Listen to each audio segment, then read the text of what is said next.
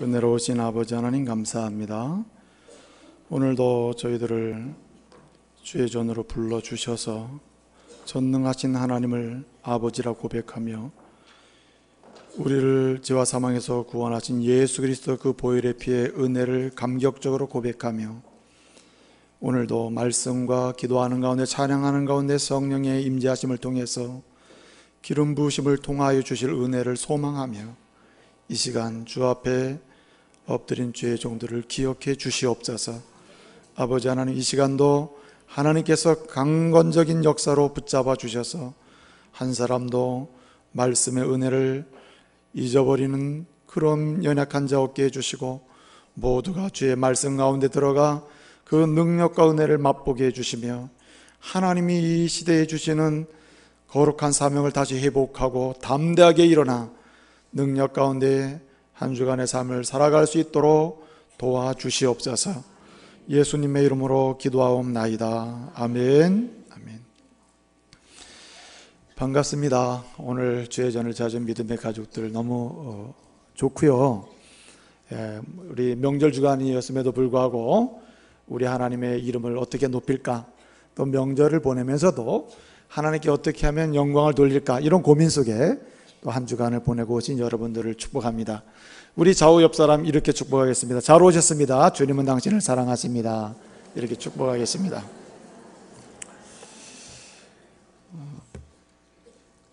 목회자 입장에서 볼 때에 성도는 두 부류로 이렇게 나눠볼 수도 있을 것 같아요. 한 부류는 목회자를 아주 근심시키는 사람이 있고요, 또 한 부류는 굉장히 기쁘게 하고 감격스럽게 만들고 또 보기만 해도 감사하게 만드는 이런 사람이 있는 것 같습니다. 여러분들은 어떤 것 같아요? 여러분에게 제가 말씀을 드리는데 여러분들은 저를 굉장히 행복하게 하는 분들이에요. 굉장히 여러분을 보면 하나님께 감사하게 되고 또 감격하게 되고 이런 마음을 갖게 됩니다. 어쨌든 성도는요, 두 부류 중에 한 부류일 거예요. 목회자, 말씀을 가르치고 인도하는 그 사람을 정말 근심에 빠지게 하는 사람이 있는 반면에 즐겁게 하는 사람이 있다는 거죠. 그래서 히브리서 기자가 히브리서 말씀을 기록할 당시에도 고난의 시대 아닙니까? 그래서 개종했던 유대인들이 다시 유대교로 돌아가는 이런 어려운 시대를 맞이했던 거 아닙니까? 그런 시대에도 목회자들을 힘들게 하는 사람이 있었고, 그리고 감격하게 만들고 감사하게 만드는 이런 사람이 있었다는 거죠. 그래서 히브리서 기자는 히브리서 13장 17절에서 그런 말씀을 했습니다. 너희는 너희를 인도하는 사람, 목회하는 목양자, 목회자, 이제 시작인데, 그래서 지금 무슨 얘기를 하는 거예요 지금? 이게 말씀에 방해가 됩니다. 빨리 끄셔. 자, 됐어요. 이 히브리서 기자는 그래서 그 성도들에 대해서 목회자와 성도의 관계 속에서 말씀을 가르치는 자와 말씀을 받는 자와의 관계 속에서 그 시대도 역시 목회자를 근심시키고 말씀을 가르치는 자를 염려하게 만들고 목회자에게 염려거리가 된 사람도 있었고, 그리고 목회자를 즐겁게 하고 아주 기쁨으로 목회하도록 하고 하나님의 복음의 역사를 이루고 또 제자 양육을 하는 이런 일을 즐겁게 감당하도록 만드는 성도가 있었단 말이에요. 그래서 권면을 했습니다. 히브리서 기자가 말씀을 다 쓴 다음에 13장 17절에서 너희는 너희를 인도하는 사람, 말씀을 가르치는 목회자, 말씀을 통해서 너희를 양육하고 복음을 전하는 사람, 그 사람에게 뭐라 그랬죠? 순종하고 복종하라고 했습니다. 순종하고 복종해라. 왜 그러냐면 그 목회자나 말씀을 가르치는 인도자들은 마치 성도들의 영혼을 이유하여 경성하기를 뭐하는 것 같이 했더니 마치 자기가 청산할 자인 것처럼 그렇게 여겼다고 했습니다. 그렇게 여기는 사람이라서 무슨 말이냐면 목회자나 말씀을 가르치는 자나 또 말씀으로 양육과 복음을 전하는 그런 사람은 성도들의 아픔을 내 아픔으로, 성도들의 죄를 내 죄처럼 여기고 성도들의 고통을 내 고통으로 여기면서 누구 앞에 나가서 하나님 앞에 나가서 하나님 제가 부족했습니다. 제가 잘못했습니다. 다 저 때문입니다. 이러면서 성도들의 모든 것 청산할 것을 성도들의 것을 내가 마치 내 것으로 여기면서 청산할 것으로 여기면서 그렇게 성도들을 돌보는 사람들이다. 성도들의 영혼을 위해서 애쓰는 사람들이다. 그렇기 때문에 어떻게 하라고요? 순종하고 복종이라고 한 겁니다. 만약에 이런 목회자들로 하여금 근심하게 하고 염려하게 한다면 그 결과는 누구에게 손해가 가요? 따라서요, 나 자신에게 손해가 간다. 그래서 히브리서 13장 17절에서 뭐라고 말씀했냐면 너희는 그렇게 목회하는 자들, 너희를 인도하는 자들, 그 일을 하는 자들로 하여금 즐겁게 하도록 하라. 그렇게 도와라.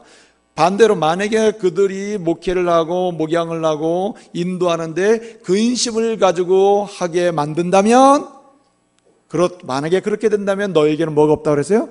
영적인 유익이 없느니라고 했어요. 영적인 유익이 없다. 한마디로 은혜 못 받는다 이 말이에요. 영적으로 성숙해질 수도 없고 자라갈 수도 없단 말이죠. 여러분, 아무쪼록 우리 중부 가족들, 이 목양을 하는 담임 목사나 말씀을 가르치는 목사들이나 또 인도하는 분들로 하여금 즐겁게 목회할 수 있도록 그렇게 돕고 섬기기를 바랍니다. 네? 초대교회 때도요, 바울이 목회할 때에도 그런 교회들이 있었단 말입니다. 여러분, 어떤 교회가 성장합니까? 어떤 교회가 부흥을 합니까? 어떤 교회가 이 시대적 사명으로 주신 교회의 사명을 감당하는 능력 있는 교회가 됩니까? 어떤 교회가 사명을 감당하지 못하고 시대 속에서 영적인 침체를 맛보면서 점점 사회 속에서 비난을 받으면서 그런 교회가 됩니까? 여러분, 말씀드린 바처럼 성도들은 목회자로 하여금 즐겁게 목회하도록 하게 만들고, 그리고 인도하는 사람에게 복종하고 순종하는 그런 성도가 많은 교회는 부흥하는 것이고 사명을 잘 감당하게 될 것이고, 끊임없이 분쟁과 그리고 불순종을 통해서 갈등을 일으키고 교회를 분쟁화시키는 그런 성도가 많을수록 그 교회는 침체되게 되는 거예요. 여러분, 바울이 목회할 당시에 고린도 교회는 어떤 교회였습니까? 바울이 말한 대로 고린도 교회는 바울을 굉장히 근심하게 만든 사람입니다. 만든 교회예요. 고린도 교회 성도들은 끊임없이 분쟁과 끊임없이 싸움을 하고 끊임없이 비난과 서로 파당을 만들어 가지고요, 굉장히 교회를 어렵게 하면서 바울을 굉장히 힘들게 했던 사람들이에요. 그런 교회입니다. 그 교회가 어떻습니까? 시대적으로 그 지역사회 복음과 복음전도의 사명을 감당할 수가 없는 거예요. 반대로 오늘 본문 말씀 데살로니가 교회는 어떻습니까? 오늘 말씀해 보니까 바울이 그렇게 얘기하잖아요. 우리가 너희를 생각할 때 하나님께 대해서 너희에 대해서 굉장히 계속해서 감사하는 그런 이유가 있다. 너는 감사한다. 왜 그러냐? 너희는 우리로 하여금 어떻게 해요? 끊임없이 기쁨으로 즐겁게 목회하게 만들기 때문이라는 거예요. 여러분, 우리 원주중부교회가 끊임없이 복음의 간격을 맛보는 교회 되기를 원하십니까? 예? 정말 우리 원주중부교회가 우리 주님께서 이 교회를 세우시고 이 지역사회와 조국과 세계 열방을 향하여 복음의 사명을 능히 감당하도록 세우셨는데 그 사명을 능히 감당하는 교회가 되기를 원하십니까? 그러면 여러분 어떻게 해야 합니까? 목회자나 성도들이나 하나님을 기쁘시게 만들고 또 목회자로 하여금 감사와 감격으로 목회하도록 하고, 다른 성도들이 우리 서로를 볼 때에 어떻습니까? 기쁨과 즐거움으로 함께하면서 하나님의 교회를 섬기는 이런 성도가 되어야 할 줄로 믿습니다. 어쨌든 참으로 누구든지 우리 교회 성도들을 볼 때, 야, 저 교회 성도들만 생각하면 참 감사하게 된다. 성도가 서로를 볼 때도, 야, 진짜 하나님께 너무 감사해. 어쩌면 내 주변에는 저렇게 좋은 집사님들, 저렇게 좋은 성도들, 저렇게 좋은 아름다운 초신자들, 하나님을 너무너무 좋아하는 그런 중직자들을 하나님이 보내주셨을까? 이러면서 감사할 수 있다면은 이것은 굉장한 하나님의 축복의 통로가 되는 것이죠. 여러분, 그러면 목회자를 감격시키고 목회자로 하여금 감사로 목회하게 하고 즐겁게 목회하게 한다는 말은 사실은 목회자를 위해서 뭔가 한다는 의미는 아니에요. 정말 중요한 것은 뭐냐면 바울이 이 말을 하는 것은 성도들이 하나님을 기쁘시게 하는 성도가 있는 그 공동체가 부흥을 맛보고 사명을 감당하게 된다는 것이고, 하나님을 기쁘시게 하는 그런 성도들이 많은 교회일수록 어떻습니까? 하나님께서 허락하신 일들을 능히 감당하는 가운데 하나님 주신 은혜와 영적인 유익을 많이 누릴 수 있다는 말이에요. 그러면 목회자가 볼 때 여러분이 참 감사하다 이런 즐거움을 가지고 목회할 수 있도록 하는 그 감사는 어디서 나옵니까? 여러분들이 어떻게 하면, 우리가 어떻게 하면 하나님을 기쁘시게 함으로써 하나님이 이 교회를 통해서 이루고자 하시는 놀라운 사명을 능히 이루게 하시고 하나님의 은혜를 맛보게 하시며 영적인 유익과 그 풍성함을 경험하게 하십니까? 무엇이 기준일까요? 여러분들은 생각에 목사님이 하나님께 대해서 나를 생각할 때 늘 감사하게 되고 감격하게 되고 생각할수록 참 기분이 좋고 즐겁게 목회하게 만들기 위해서는 우리 목사님이 좋아하는 거 잘해드려야지. 그러면 좋죠. 좋아요. 그런데 목회자가 그거 가지고 감사하고 감격하고 즐겁게 목회하는 게 아니에요. 여러분, 오늘 말씀은 목회자가 감사하게 되고 생각할수록 하나님을 향해서 너무너무 하나님 감사합니다 하면서 즐겁게 목회를 하면서 하나님이 이 시대에 주신 복음전도 사명과 선교의 사명과 그리고 양육의 제자 양육의 사명, 이런 사명을 능력 가운데 감당하고 그리고 즐겁게 성취하는 그런 기쁨을 맛보기 위해서 정말 중요한 게 뭐냐? 그냥 인간적인 관계에 있지 않다.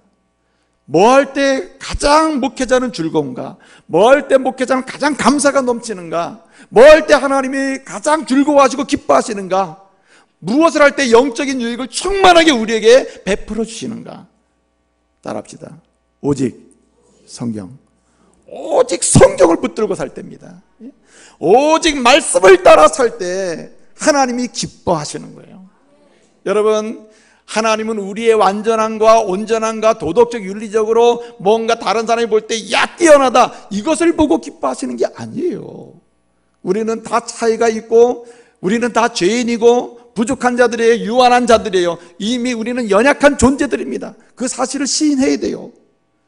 근데 여러분, 우리가 연약함에도 불구하고 때로는 넘어짐에도 불구하고 때로는 여러 가지 영적인 문제가 있음에도 불구하고 하나님이 우리를 보시고 기뻐하시고 우리를 통해서 하나님이 하시고자 하시는 거룩한 역사들을 이루어 가시면서 우리에게 영적인 충만한 유익을 경험하게 하시는 기준이 무엇이냐? 뭐 때문에 무엇을 보시면 그렇게 하시느냐 말이에요.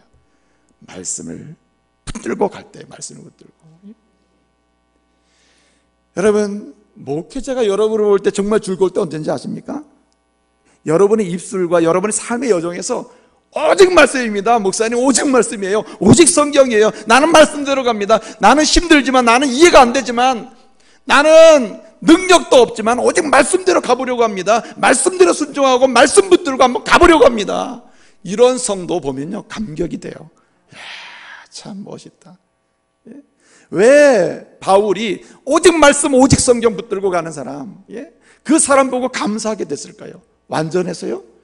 성경을 붙들고 가니까 그 자체로 그 순간에 갑자기 도덕적인 인간이 됐어요? 윤리적인 인간이 됐기 때문입니까? 뭔가 지혜로운 인간이 갑자기 됐기 때문이에요? 아니에요. 말씀을 붙드는 사람, 말씀대로 가는 사람, 그 미래가 갈수록 열릴 줄로 믿으시길 바랍니다. 갈수록 지혜롭게 되는 것이고 갈수록 신앙이 깊어지는 것이고 갈수록 하나님과 친밀하게 되는 것이고 말씀 붙들고 말씀대로 가게 되면 갈수록 영적인 사람으로서 더욱더 풍성한 거듭 성장하는 사람이 되기 때문에 바울은 말씀 붙들고 가는 사람 보면서 어떻게 합니까?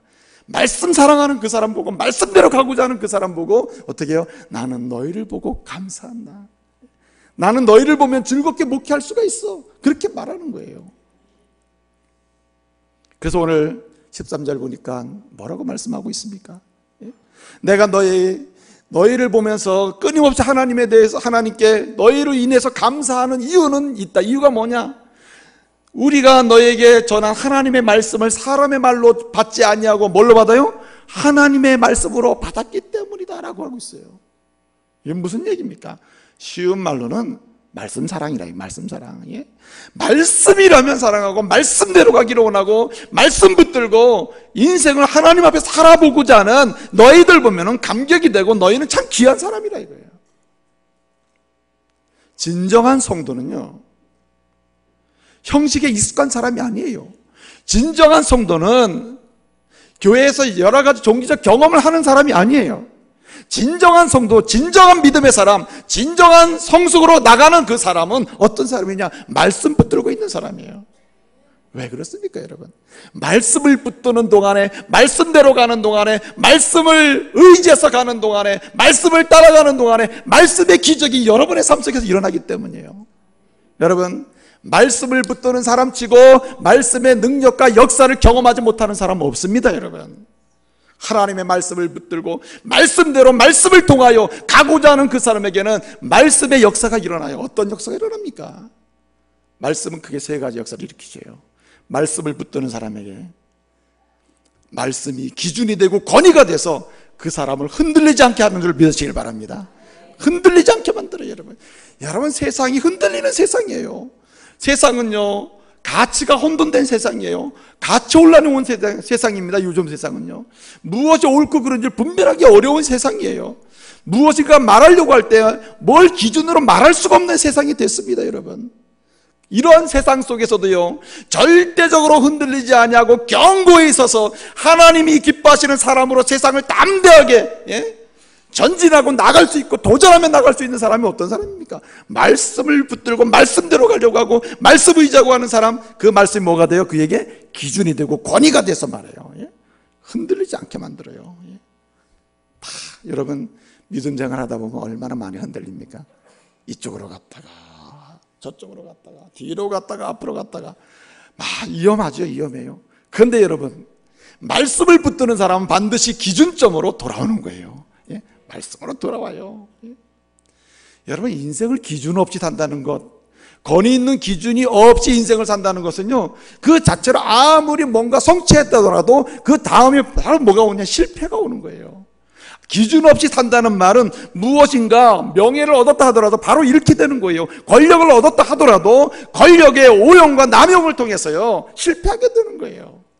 그러나 여러분, 의미 있고 힘 있는 절대적 기준과 권위를 가지고 인생을 살게 되면 흔들림이 없는 것이죠. 여러분, 말씀을 붙드는 사람에게는 하나님의 말씀이 그에게 기준이 되고 권위가 되고 근거가 돼서 영혼도 흔들리지 않게 하고 삶도 흔들리지 않게 하고 관계도 흔들림 없이 나가게 하는 줄로 믿으시길 바랍니다.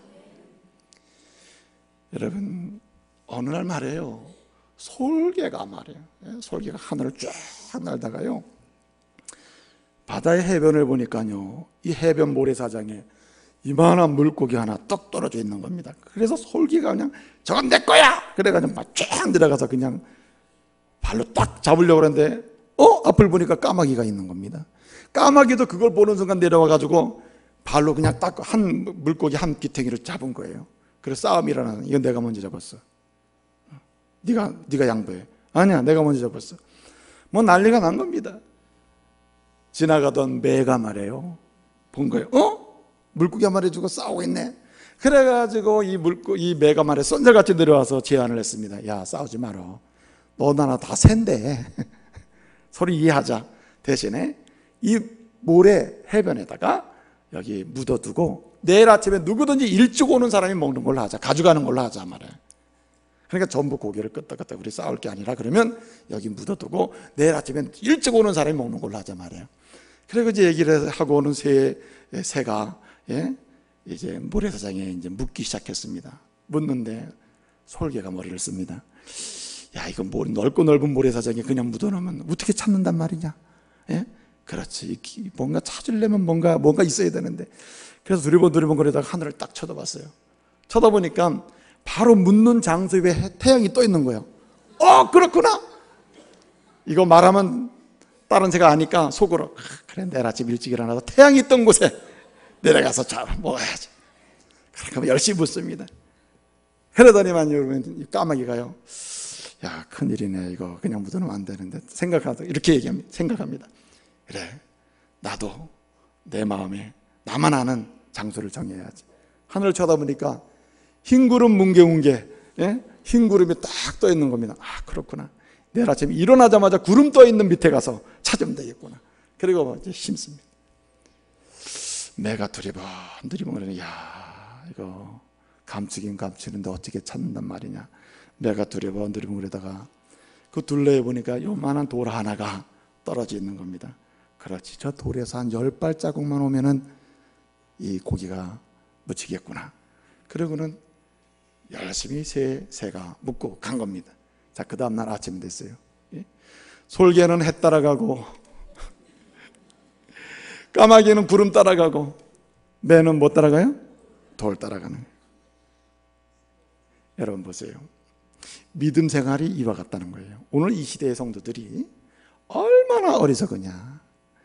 하나님의 은혜 받겠다고 하나님이 주신 인생의 사명, 어버이의 사명, 부모의 사명, 아빠의 엄마의 사명, 가정의 사명, 일터의 사명, 그 감당해서 하나님께 영광 드리며 나도 뭔가 성취하면서 하나님의 이름으로 살겠다고 하면서도 뭐가 없어요?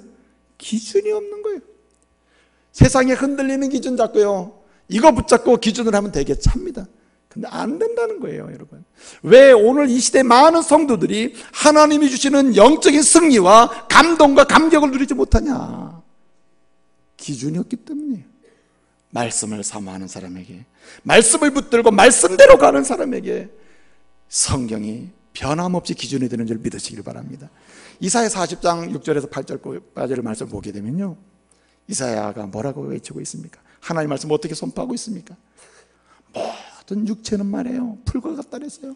그리고 그 아름다움이라는 것은 뭐가 같다 그랬어요? 들의 꽃과 같다 그랬어요. 그렇기 때문에 풀은 마르고 꽃은 뭐예요? 시드나 오직 영원히 변치 않는 것, 우리의 영원한 삶의 근거, 예? 영적인 모든 유익과 영적인 풍성한 은혜를 경험할 수 있는 강력한 권위, 예? 기준이 있다. 기준이. 그게 뭐라 그랬어요? 하나님의 말씀은 영영이 선다. 영영이 서 있는 말씀 붙들면은 된다는 말입니다. 된다고 그랬어요. 그래서 우리 예수님도 마태복음 24장 34절 이하에서 뭐라 했습니까? 모든 세상 창조물 다 없어져요. 모든 세상 것은 없어지나 무엇은 없어지지 아니하리라? 말씀은 없어지지 아니하리라. 말씀은.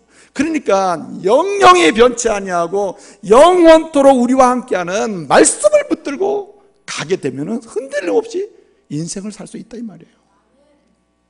여러분은 왜 말씀을 붙들고 가는 사람은 하나님을 기쁘시게 하고 목회자를 하여금 감사하는 그런 목회를 즐겁게 하도록 만들고 옆에 있는 사람들도 영적인 유익을 함께 나누면서 감동적으로 인생을 살아가도록 만든다는 말입니까? 왜 그렇습니까, 여러분? 말씀을 붙들고 가게 되면요, 그 말씀이 치료의 역사를 일으키기 때문이에요. 하나님 말씀 말입니다. 완전한 능력이에요. 완전한 치료의 약이에요. 믿으시길 바랍니다. 말씀은 치료약이에요. 능력이에요. 못하는 게 없어요. 안 되는 게 없어요, 말씀 앞엔.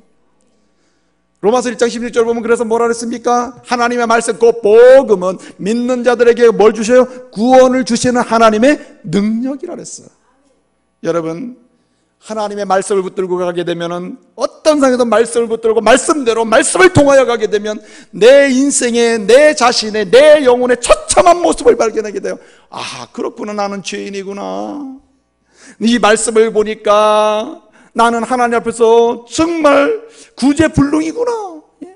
근데 여러분 또 말씀 붙들고 가게 되면 어떻습니까? 그것만 처참하게 인식하는 게 아니에요. 자기 자신에 대해서 실체적으로 진실하게 직면하게 만들 뿐만 아니라 그 말씀은 어떤 능력이 있습니까? 예수를 만나게 하는 능력이 있어요. 그래서 그리스도의 보혈의 피만이 내 죄를 사주시고 나로 하여금 깨끗하고 거룩한 하나님의 백성이 되게 하시는구나. 그래서 예수를 붙들게 만들어요. 예수 안에서 온전한 회복과 치유를 맛보게 만들어요. 그게 뭘 통해서 옵니까, 여러분?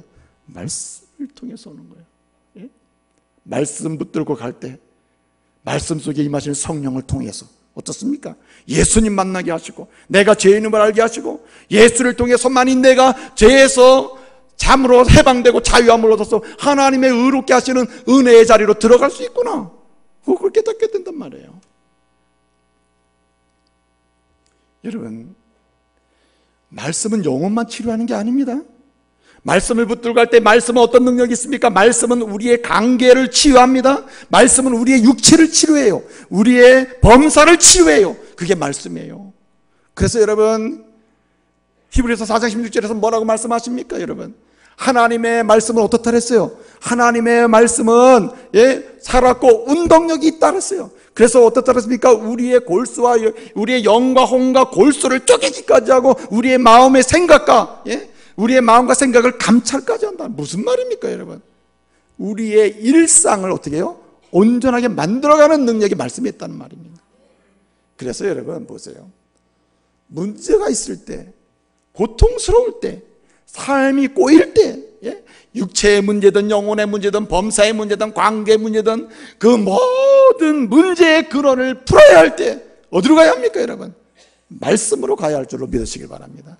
하나님 말씀 속에 들어가면요, 거기에는 무궁무진한 하나님의 치유의 역사가 기록되어 있고 치유의 능력을 맛보게 해요. 여러분, 김익두 목사님 아시죠? 김익두 목사님이 한국 초대교회의 위대한 부흥사이고 복음전도에 위대한 리더십을 행사했던 사람이에요. 하나님의 교회를 부흥케 한 사람이 김익두 목사님, 그렇게 귀하게 쓰임받은 사람이에요. 근데 그분이 어떤 분이었습니까? 황해도 깡패하면 김익두 이렇게 나왔던 사람이에요. 황해도 깡패 김익두 이렇게 나왔다니까요. 그리고 그가 얼마나 소도 잘 훔쳤는지 소도둑 놈이었다고. 소도자 슬쩍슬쩍 소도 훔치고 말이에요. 이런 사람이었어요. 그리고 얼마나 술 담배를 막 좋아하는지 완전히 술에 쩔어서 산 사람이에요. 완전히 그가 가는 곳에는 항상 술 담배가 말이죠, 완전히 쩔어가지고 사람들을 막 힘들게 하는 사람이었습니다.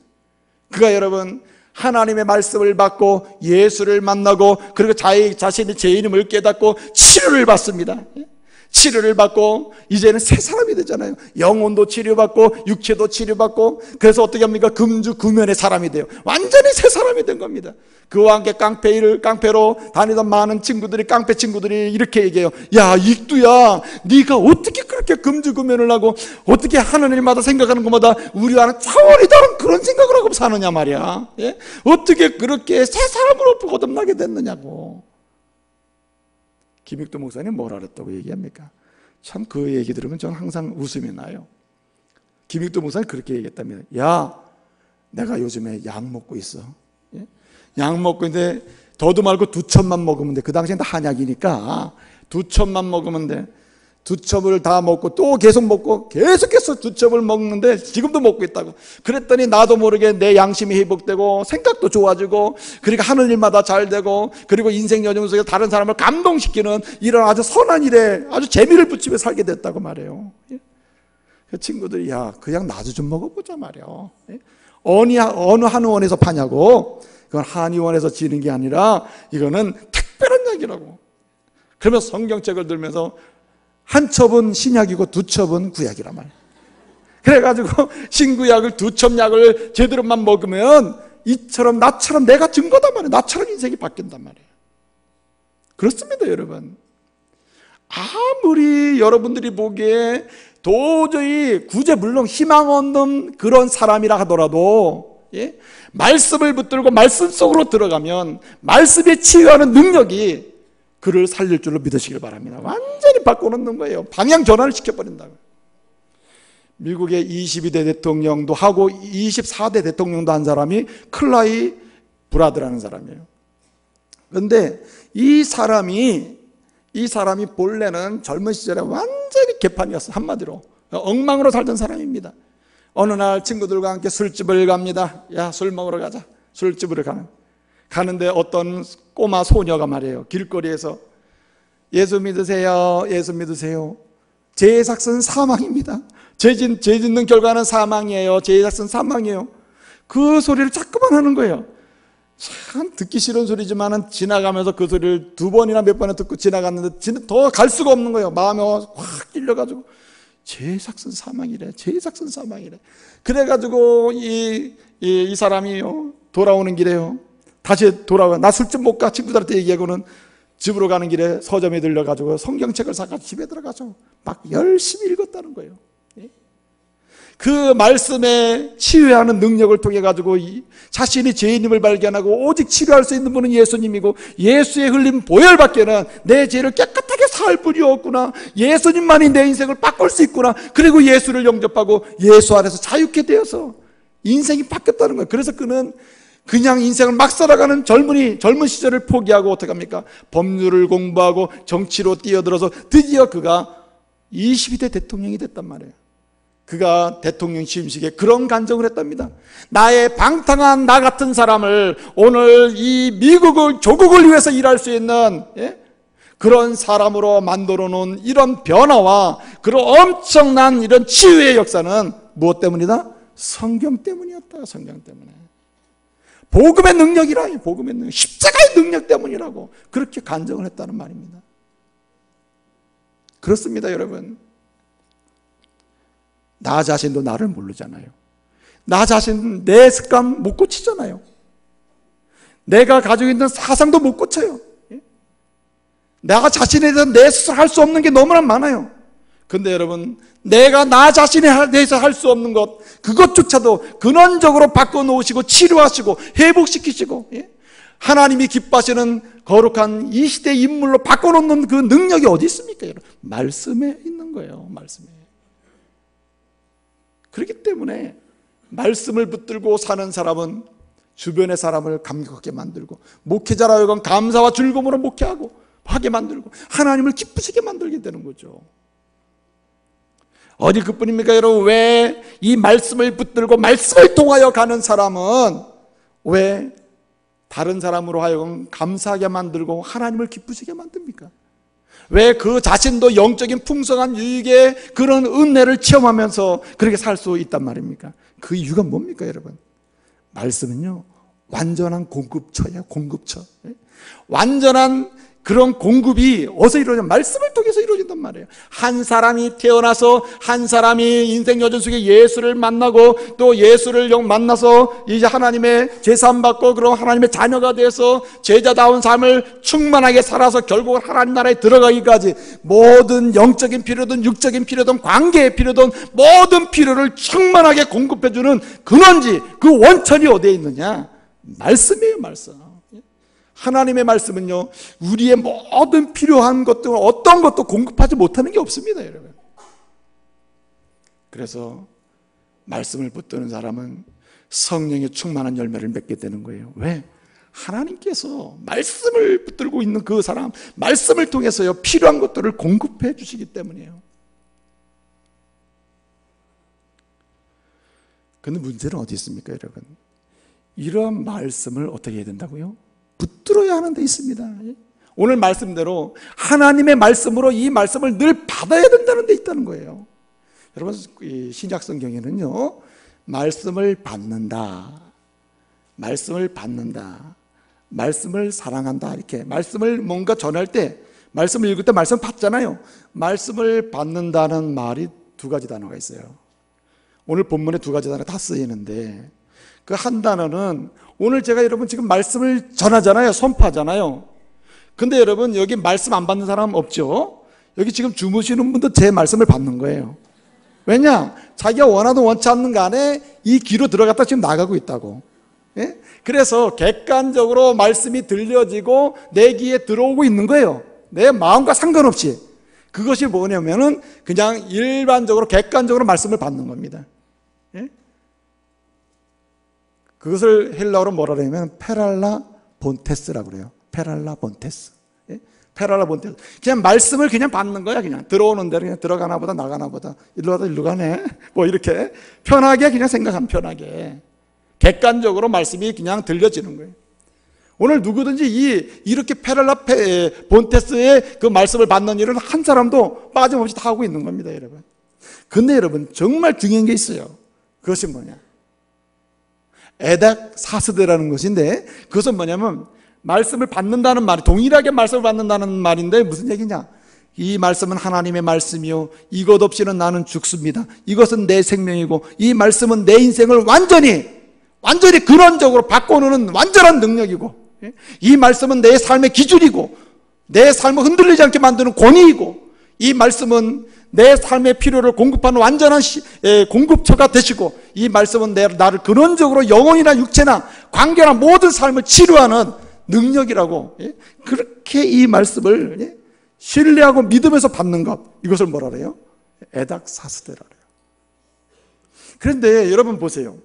오늘 데살로니가 교회 성도들이 왜 하나님의 말씀이 그 영혼의 기준에 있어서 그를 흔들리지 않게 하는 은혜를 받습니까, 여러분? 그래서 왜 감사하게 사람들을 만들어요? 또 왜 이 말씀이 그들 가운데 들어가서 그들의 육체를 치료하고 그들의 영혼을 치료하고 그들의 삶을 치료하고 그들의 관계를 치료하는 능력으로 나타납니까? 왜 그들 속에 들어가서 말씀이 들어가서 성경의 열매를 맺을 만큼 필요한 모든 것들을 공급하는 그런 은혜를 체험하게 만듭니까? 왜 그래요? 이 사람들은 말씀을 받대. 어떻게 받았어요?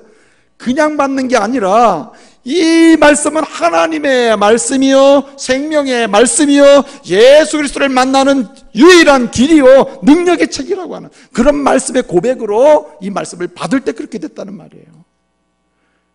그렇기 때문에 우리는 하나님의 말씀을 어떻게 해요? 이 데살로니가 교회 성도들처럼 이 말씀은 하나님의 말씀이요, 내게 생명을 주는 유일한 능력이요, 나를 치료하는 권세요, 내 삶의 절대적 기준이라고 고백하면서 말해요. 이 말씀을 받아야 되는 겁니다.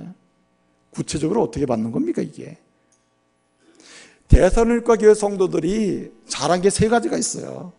그래서 데살로니가전서 1절부터 마지막 장까지 읽어보면 세 가지가 반복되고 있어요. 첫째는 뭐냐면은, 첫째는 하나님의 말씀을요, 아주 존중히 여기면서 소중히 다뤄요. 이 말씀을 소중히 다룹니다. 말씀을 아주 금과 옥처럼 아주 소중히 다루는 거예요. 여러분, 말씀을 가볍게 여기는 사람은요, 절대로 말씀을 통한 말씀의 역사를 경험할 수가 없습니다, 여러분. 하나님의 말씀을 하나님의 말씀으로 인정하면서 어떻게 소중히 다뤄야 된다, 이 말이에요. 신명기 27장을 보게 되면 12절부터 쭉 보면요, 거기 에발산과 거리심산에서 이제 모세가 말씀을 선포하는 장면이 나옵니다. 이스라엘 백성들을 반으로 이렇게 나눠요. 너희는 이리로 가라 저리로 가라 해서 거리심산과 에발산으로 가게 해요. 그리고 저주의 말씀과 축복의 말씀을 선포하게 합니다. 근데 여러분, 이 축복의 말씀, 저주의 말씀이 선포될 때에 이 이스라엘 백성들의 자세가 어떻습니까? 앉아 있었습니까? 편안대로 있었습니까? 아니죠. 그들의 자세가 어떻습니까? 하나님의 선포되는 말씀, 하나님의 생명의 말씀, 하나님의 그 치료의 말씀, 기준이 되는 권위의 말씀, 그 말씀이 선포될 때 이 모든 이스라엘 백성들이 어떻게 해요? 따라합시다. 서고, 일어나 서고 했어요. 무슨 말입니까? 말씀을 존중히 여기고 말씀을 하나님으로 대하면서요, 이 말씀이 곧 하나님이야, 이 말씀은 사람의 말이 아니야, 하나님 말씀을 인정하면 어떻게 해요? 소중하게 대했다는 말이에요. 네? 여러분, 이 시대에 그리스도인들 사회에서 일어나지 않으면 좋을 불행한 기적이 매일마다 일어나고 있답니다, 여러분. 그리스도인들 사이에서는 절대 일어나지 말아야 하는 불행한 기적이 한 가지가 있다는 거예요. 매일마다 일어나고 있는 기적이. 그게 뭔지 아세요? 그게 뭐냐? 하나님을 사랑하고 나는 예수 보혈의 피로 제사함 받고 하나님의 자녀가 되었습니다 라고, 나는 하나님을 믿습니다 라고 그렇게 뜨겁게 사랑한다고 말을 하면서도 그 나의 사랑하는 구주 되신 그 주님의 말씀에 대해서 어떻게 해요? 따라서 거들떠보지도 않는다. 예? 이게 기적이라는 거, 불행한 기적이라는 거예요. 불행한 기적. 예? 여러분, 하나님을 존중히 여기고 하나님을 진실로 나의 유일한 나의 창조주요, 나의 동행자요, 함께 하시는 임마누엘이시요, 내 인생을 책임지시는 전능자이시라 고백하신, 그 다음에 예수 그리스도 그분은 나의 구주시라, 이렇게 진실로 고백하면서 믿음의 사람이 되었다면은 어떻게 그분의 말씀을 거들떠보지도 않냐 말이에요. 그게 가능한 얘기냐? 예의가 없는 거죠, 한마디로 얘기해서. 그래서 하나님 말씀을 통해서 하나님 말씀을 붙잡고 가면서 정말 말씀의 기적, 말씀의 역사, 치유의 역사, 회복의 역사, 영혼이 살고 삶이 새롭게 회복되고 말이에요. 그리고 말씀이 기준이 돼서 흔들리지 않게 만들어 놓은 기적, 그러한 은혜, 그러한 풍성한 성경의 열매를 맺게 만드는 필요한 것들을 공급하는 그런 은혜를 경험하는 사람이 되기 위해서는 어떻게 해야 되느냐? 여러분, 말씀을 정말 소중하게 해야 돼요. 애지중지해야 돼요. 요즘에 시대가 참 좋아졌습니다. 뭐 아이패드니 뭐 아이폰이니 뭐 스마트폰이니 해가지고 이제는 성경 안 가지고 다니는 시대가 됐어요. 예? 예? 심지어 목사님들도 요즘은 아이패드 하나 들고 막 돌아다니시더라고. 그런데 속으로 약 떨어져라, 배터리 떨어져라, 배터리.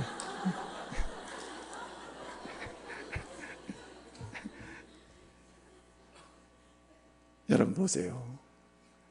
약 떨어지는 이 전기 충전 이 배터리에 약 떨어지는 순간에 말씀은 어떻게 되는 겁니까, 여러분?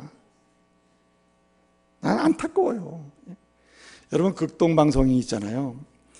모택동이 중국을 통치할 때 대문화혁명이 있었습니다.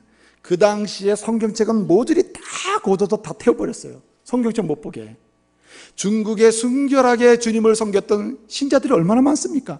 성경이 없으니까 갑자기 답답해지기 시작해요. 여러분 성경 없는 것이요, 진실로 하나님의 은혜를 삼으며 사는 사람들은 답답해서 못 살아요. 성경 없으면. 그래 이 문화혁명 때문에 성경을 다 태웠어요. 그래가지고 이 중국의 신실한 성도들이 얼마나 답답합니까? 그래 여기저기 아우성이 생겨 영적인 부르짐이 있는 거죠. 그래서 우리나라 극동방송에서 말입니다. 극동방송에서 중국의 그 탄압받는 대문화혁명 때문에 성경을 다 뺏기고 그래서 고통당하는, 말씀이어서 갈급해하는 그 사람들을 위해서 중국어로 말해요. 중국어로 성경을 또박또박 창세기부터 요한계시록까지 읽어줬습니다. 쭉 읽어주는 거예요. 성경을 읽어주는 거예요. 예? 근데 어느 날 말해요. 이 한국의 극동방송국으로 이 일본의 동경에 있는 극동방송국을 통해서 중국의 한 성도가 편지를 보내왔어요. 그 편지의 내용이 뭐냐면은 우리가 말씀을 갈급하던 그런 때에 극동방송에서 말씀을 읽어줘가지고 너무나 감사합니다. 그런데 이 말씀을 한번 읽으면 지나가기 때문에 저는 말씀을 읽는 그때부터 창세기부터 지금까지 말씀을 받아 적었습니다. 쭉 적은 거예요. 예? 그러면서 그 적어놓은 말씀을 보면서 이 힘든 시기에 영적으로 이 암흑기 침체기에 말씀을 통해서 은혜 받고 있다는 거예요. 근데 중간에 중요한 기록이 있어요. 마지막에. 그런데 부탁이 있습니다. 사무엘상 15장을 낭독할 때 방송 상태가 너무나 안 좋아가지고 저희들은 받아 적을 수가 없었던 거예요. 그래서 이 사무엘상 15장을 받아 적을 수 없었다는 거예요. 그래서 편지를 쓴 겁니다. 제발 사무엘상 15장을 다시 한번 읽어주셨으면 좋겠습니다. 그래가지고 그 편지를 받은 그날 이 극동방송에서요 방송을 하면서 몇 월 며칠 몇 시에 이 사무엘상 15장을 읽겠습니다. 이렇게 한 거예요. 그리고 나서 그때가 됐을 때 이 말씀을 조금 더 느리게 천천히 중국어로 또박또박 말씀을 읽어줬단 말입니다. 그 뒤로 이제 얼마나 시간이 지나가지고 다시 편지가 왔어요. 편지가 왔는데 감사합니다. 나에게도 하나님의 말씀이 생겼습니다. 성경책 한 권이 생겼습니다. 그런데 내 성경은 한 짐입니다. 붓글씨로 쓰니까 이 짐 얼마나 많은 분량이겠어요. 그러나 그럼에도 불구하고 내게 하나님 말씀이 주어졌다는 것, 이것은 내게는 너무나 가치 있고 내 인생을 완전히 바꾸는 복된 시간입니다. 감격적으로 고백했다는 거예요. 여러분 하나님 말씀이 얼마나 절대적으로 중요한지 여러분 인식하시길 바랍니다. 그래서요 여러분 말씀을 가볍게 취급하지 마세요. 어떤 사람은 말씀을 집어던지고 아무데나 그냥 놓고 말씀을 이 성경 없어 저 성경책 쓰고 뭐 이런 식으로 말씀을 가볍게 대하는 사람이 있는데 여러분 은혜 받을 기회가 없어요. 그 사람은 말씀을 통해서 주시는 치료의 능력과 그리고 공급하심의 은혜와 그리고 말씀이 기준에서 흔들리지 않는, 세상에 아무리 쇠판 도전과 핍박의 바람이 불어와도 흔들리지 않는 그런 은혜의 역사를 경험할 수가 없어요. 말씀을요 소중히 여기시기 바랍니다. 참, 말씀에 대한 예의가 있어야 돼요.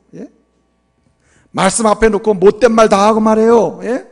말씀 앞에 두고요 자기 하고 싶은 얘기 다 하고 세상의 비난과 조롱을 하고 사단이 입에 넣어주는 그 언어를 거침없이 쓰는 사람이라면 어떻게 말씀에 대한 예의가 있는 사람이라 할 수 있어요. 그래서 여러분 이 성경책을 뭔가 어떻게 했다고 문제되는 건 아닙니다만 우리가 어느 정도 해야 되느냐, 하나님의 말씀을 굉장히 소중하게 다룰 줄 알아야 돼요. 이게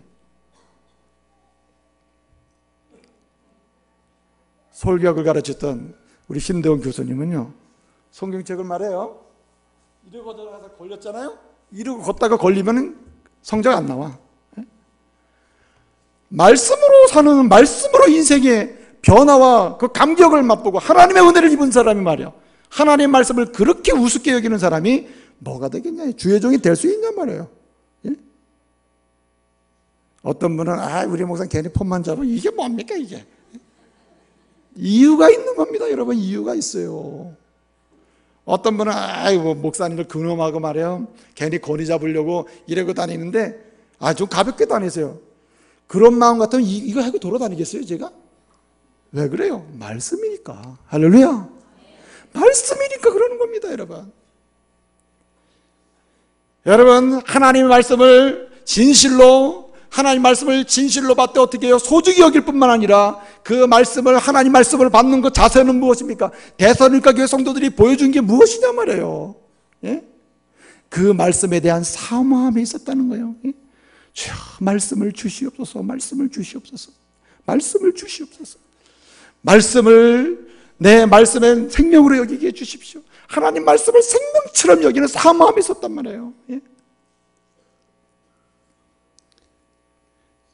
우리 교회 주보를 보면은요, 얼마나 많은 구역이 나와 있습니까? 거기 각 구역별로 한 주간에 하나님의 말씀을 사모하고 말씀을 먹고 마시며 하나님 말씀을 정말 사모한 흔적이 남아있어요. 그 흔적이 뭡니까? 그 구역 식구들이 성경 읽은 걸 모아가지고 몇 장 읽었으면 적잖아요.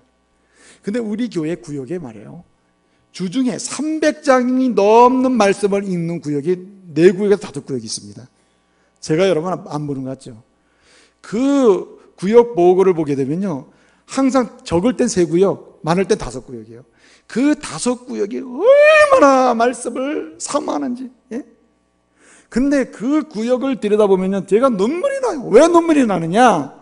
그 구역 식구들이 어떤 사람들이냐? 300장을 넘게 말씀을 사모하면서, 장수가 어떤 분은 장수가 뭐 이렇게 중요하냐고 할지 모르지만은 말씀을 그렇게 사모하면서 말씀이 내 생명이요, 말씀이 내 길이요, 말씀이 내 인생을 바꿔놓는 것은, 말씀이 내 나를 이루어야 하는 능력이요, 그래서 그 말씀이 아니면 난 소망이 없습니다 하고 그 말씀을 사모하고 있는 가운데 치료를 체험하고 치료를 경험하고, 예? 간증하고 공급하심을 체험하면 있어요.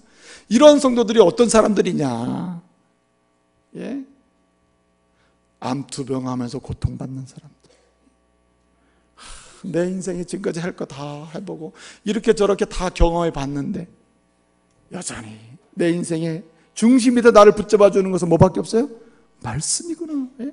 성령의 감동으로 있기 때문에 말씀이구나 말이에요. 그리고 막 말씀을 사모하는 거예요. 그분들을 말이에요, 주일날 얼굴을 보잖아요, 광채가 나요. 광채가 나. 그렇게 육신적으로는요, 암투병 해야죠, 항암 치료 받아야죠. 예? 얼마나 힘듭니까 여러분? 그런데 그 얼굴에는 웃음이 있고 감격이 있어요. 예수가 너무 좋아. 예? 예수 그 보혈의 그 은혜가 너무나 감격스러워. 그래서 주님 사랑이 너무 좋았어요. 오히려 여러분, 건강한 사람을 이루어준다고. 그분들이 어떻게 그분이 그런 은혜와 능력을 체험합니까 여러분? 말씀을 소중하게 사모했기 때문인 줄 믿으시길 바랍니다. 그것이 말씀을 제대로 받는 거예요. 그래서 시편 기자는 이렇게 얘기했습니다. 시편 42편에서 뭐라 그랬습니까? 마치 사슴이, 목마른 사슴이 쉬는 물을 찾기 뭐한 것처럼 갈급함처럼 그렇게 말씀을 사모하고 갈급하는 그 사람, 다윗이 어떻게 됐단 말입니까? 은혜 받잖아요. 영적인 풍성함을 경험하잖아요. 그의 인생이 열리지 않습니까 여러분? 공급하심을 경험하잖아요. 그러니까 그렇게 고백하는 거 아니에요. 내 인생에 하나님의 여호와가 되시는 내게는 부족함이 없다. 말씀 사모하는 데 그런 은혜가 있는 것입니다 여러분. 제가요, 자랑 같은데 자랑 좀 해야 되겠어요. 예? 제가 군생활을 하면서요 27개월 군생활을 했습니다. 군생활이 복잡하잖아요. 예? 2등병 때는 힘들고 좀 이 1병이 올라가면 좀 낫잖아요. 그래 말이죠. 이 군생활 또 하고 싶을 정도로 재밌게 지낸 사람이에요. 그거 왜 이렇게 재밌게 지냈느냐? 저랑 같이 군생활한 이 군종, 저도 군종했는데 다른 교단 군종이랑 같이 저는 장로교가, 그분은 장로교가 아니에요. 근데 저는 매일마다 말씀을 읽습니다. 예? 말씀을. 그래서 군 제대하기 전에 2독을 하고, 예? 3독을 거의 마치면서 제대를 했다고, 제가 군생활하면서. 얼마나 그 말씀을 통독하면서 은혜를 받았나 몰라요 여러분. 하나님이 그 말씀을 통독하는 가운데 군제다는데 얼마나 은혜를 주시는지 말해요. 예? 그 뒤로 하나님은 시온의 대로를 여져준 줄 믿으시기 바랍니다. 예? 전 지금도 그 간증하면 너무 아주 감격스럽다니까요.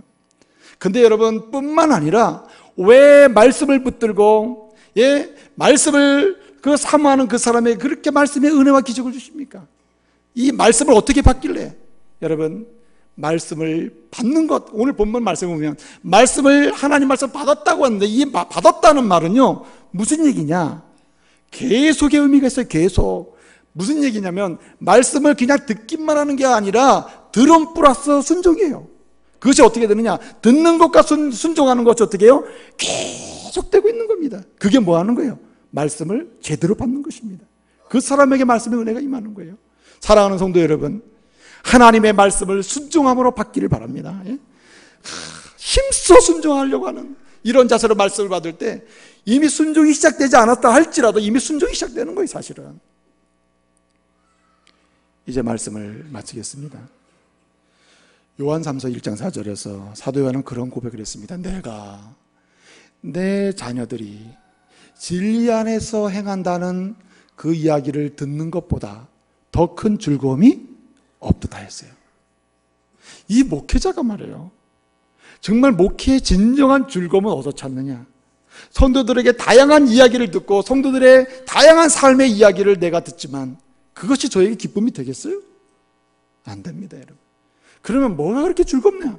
뭐가 그렇게 즐겁게 목회하도록 만들고 하나님을 기쁘시게 하고 여러분들 영적인 유익을 충만하게 누리게 만듭니까, 여러분?